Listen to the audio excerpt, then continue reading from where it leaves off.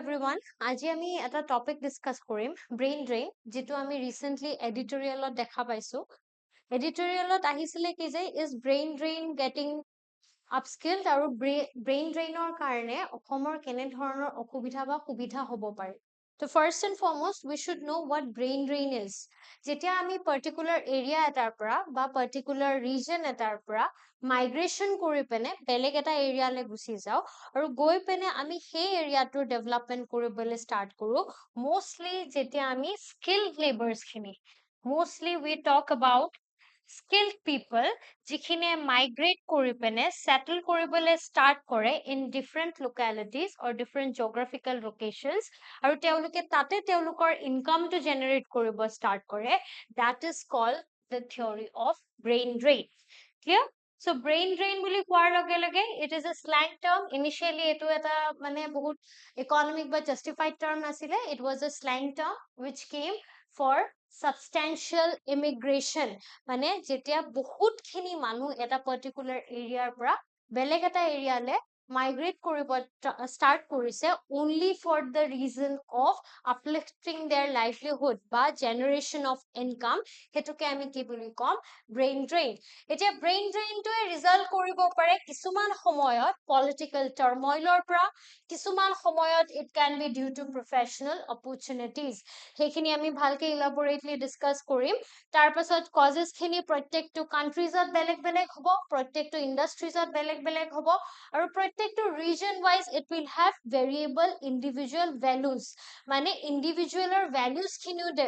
বেলেগ বেলেগ ধৰণৰ হ'ব তাৰ পাছত brain drainৰ লগত main cause হিচাপে relate হৈ থাকিব কি skill generation to গুচি গল first next to হ'ব কি যে tax to evasion or নিচিনা এটা system আহি পৰিব পাৰে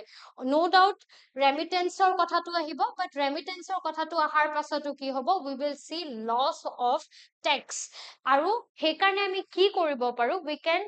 particularly contribute towards skill development particularly contribute towards employment opportunities যেটোৱে কি কৰিব এই brain drain to reduce কৰাত সহায় কৰিব পাৰে so this is one of such diagram য'ত ইয়াতে particularly লিখা আছে যে brain drainৰ লগত skilled people জড়িত হৈ থাকে it is not short term migration but it is long term migration mostly ইয়াতে employment opportunities থাকিব scholarship programs থাকিব পাৰে migration হোৱাৰ পাছত economy হেতু জেগাৰ বা politics হেতু জেগাৰ বা policies হেতু জেগাৰ develop হৈ যাব ইণ্ডিয়াৰ কেনেকুৱা ধৰণৰ harm হ'ব পাৰে বা অসমৰ কেনেকুৱা ধৰণৰ harm হ'ব পাৰে tax harm হ'ব পাৰে আৰু skilled people or harm হ'ব পাৰে clear so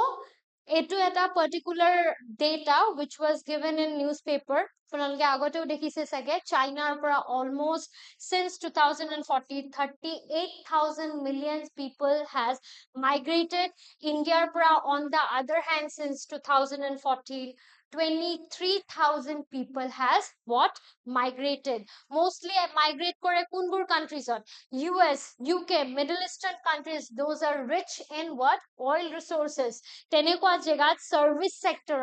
ki hoi jay brain drain hoi jay tenekwa areas ki hobo subsequently brain drain to ami dekha pam tar pasot next important factor to hoise kihor karone brain drain hoy kiba to cause lagibo ete cause boli kwar loge loge ami duta important factors dekha pao push aru pull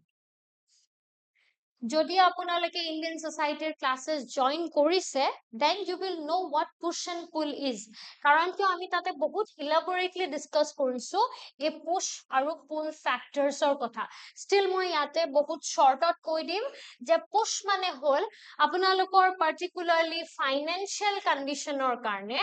বা lack of livelihood opportunities ৰ কাৰণে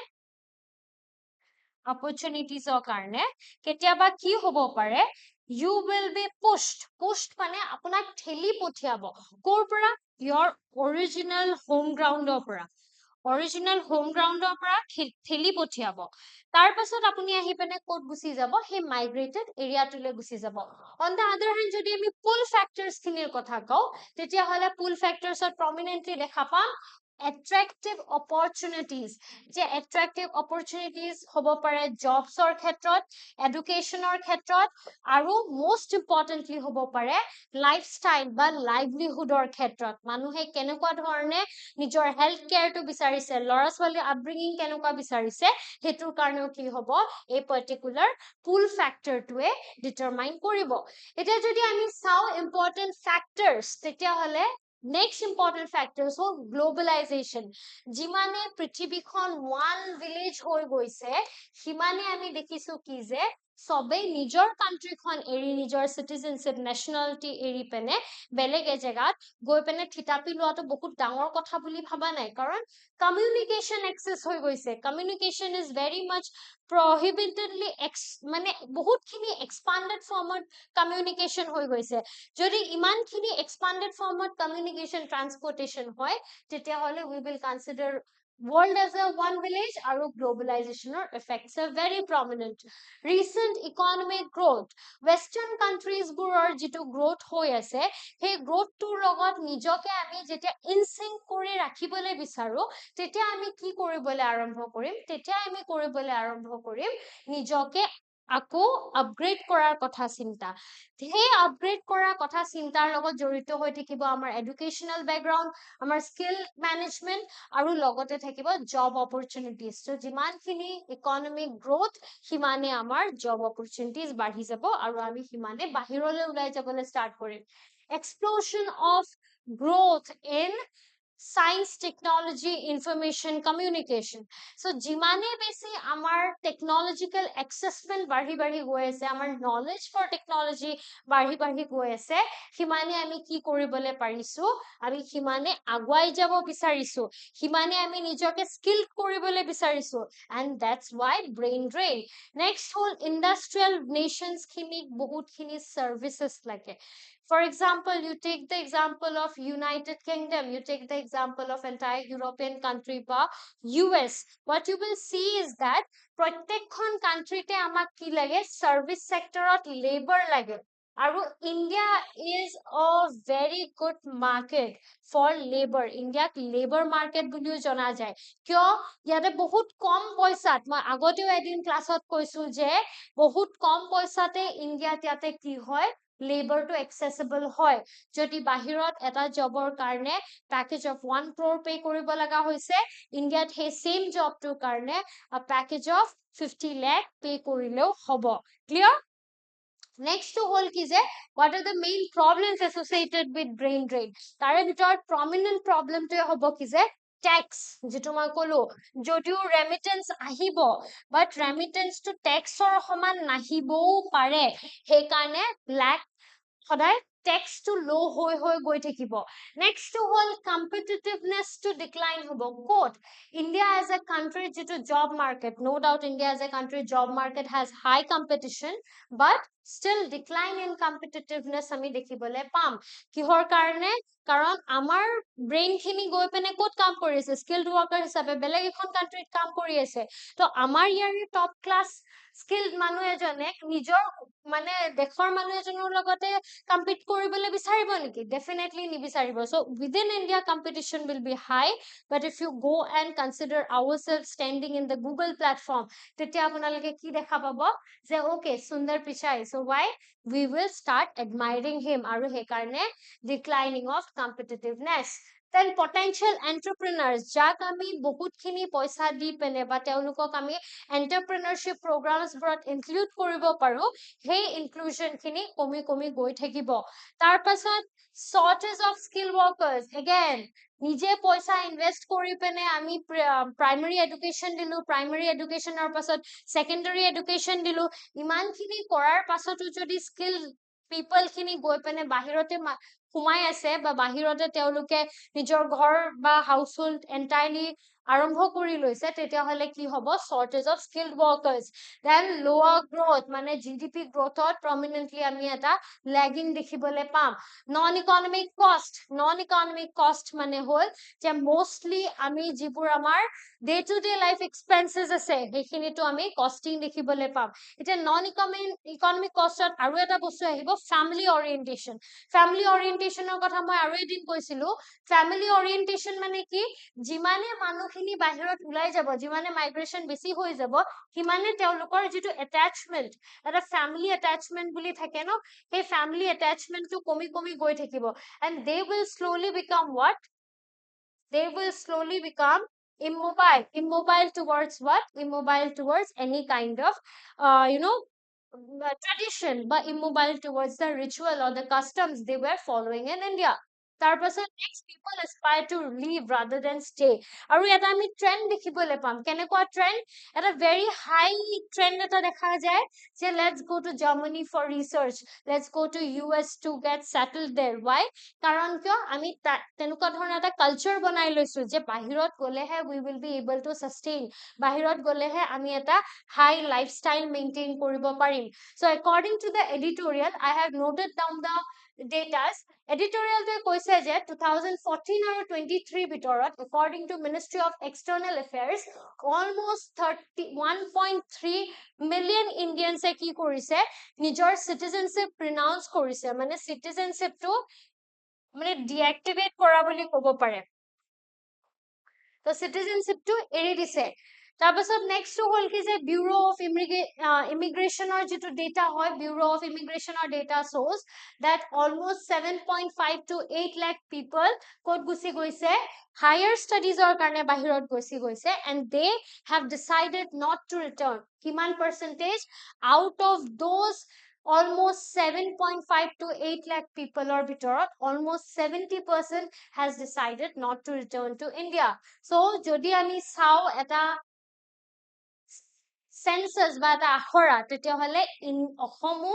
ইণ্ডিয়াৰ তুলনাত কোনো ধৰণে বেলেগ নহয় so অসমৰ যিখিনি আমি এডুকেটেড জব সিকাৰ্স দেখা পাও তেওঁলোকে বাহিৰত গৈছে কেনেকে 1.4 লাখৰ পৰা ইনক্ৰিজ হৈছে টু 9.83 লাখ জব সিকাৰ্স ইন 2022 মানে 1 ইয়াৰৰ ভিতৰত almost 8 lakh jobs increase হৈ গৈছে মানে job seekers increase হৈ গৈছে যদি almost 8 lakh job seekers increase হৈছে তেতিয়াহলে আমি কি দেখা পাম job deficiency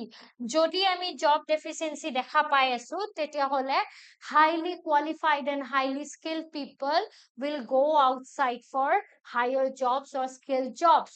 লগতে ইণ্ডিয়াৰ যিটো education system আছে education system also has reservation হেতু এটা প্ৰমুখ ভাবে কি হৈ পৰে এটা